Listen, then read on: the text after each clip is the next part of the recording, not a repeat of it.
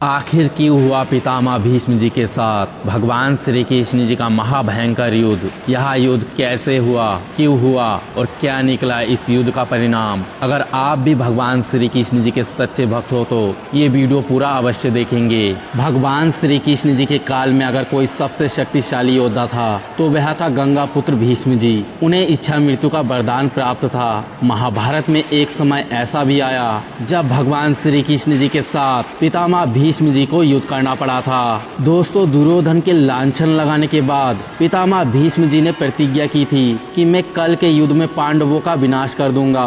तब यह सब जानकर भगवान श्री कृष्ण जी ने भी पितामह भीष्म की मृत्यु की योजना बनानी शुरू कर दी। लेकिन पितामह भीष्म जी को पांडव अति प्रिय थे और इसीलिए अर्जुन पितामह का वध नहीं करना चाहता था। लेकिन पितामह भीष्म जी ने उस दिन साक्षात काल का रूप धारण कर सभी को परास्त करना शुरू कर दिया और सेना का महाविनाश करने लगे। और साथ ही पितामह भीष्म जी ने अपने दिव्यास्त्रों का प्रयोग केवल अर्जुन पर ही नहीं अपितु भगवान श्री कृष्ण जी पर भी करना शुरू कर दिया था।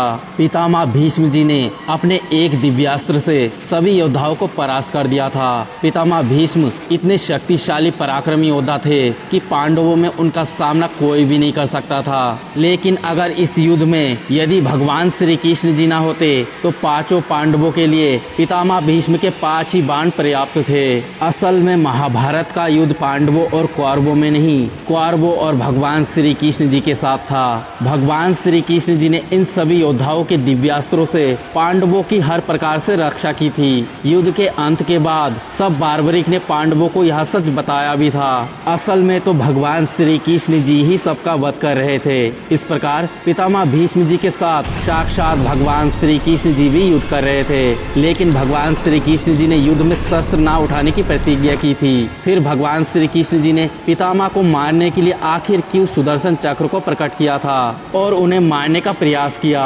ऐसा इसलिए हुआ क्योंकि पितामह भीष्म जी ने युद्ध से पहले भगवान श्री कृष्ण जी को कहा था, हे मधुसूदन, मैं आपको आपकी प्रतिज्ञा तोड़ने के लिए विवश कर दूंगा। असल में भगवान श्री कृष्ण जी अपने भक्तों की मनोकामना पूर्ण अवश्य करते हैं और पितामह भीष्म भगवान श्री कृष्ण जी के बड़े भक्त थे। वे उन्हें जानते थे। अपने भक्त के हट को पूरा करने के लिए उन्होंने अपनी प्रतिज्ञा तक तोड़ दी थी। असल में भगवान श्री कृष्ण जी चाहते तो उन्हें इच्छा मृत्यु के वरदान के साथ भी मार सकते थे, लेकिन उन्होंने ऐसा नहीं किया था। तो दोस्तों, यह वीडियो आपको अच्छे लगे तो कमेंट में जय श्री कृष्णा का नारा अवश्य लगा कर जाए। जय श्री कृष्णा।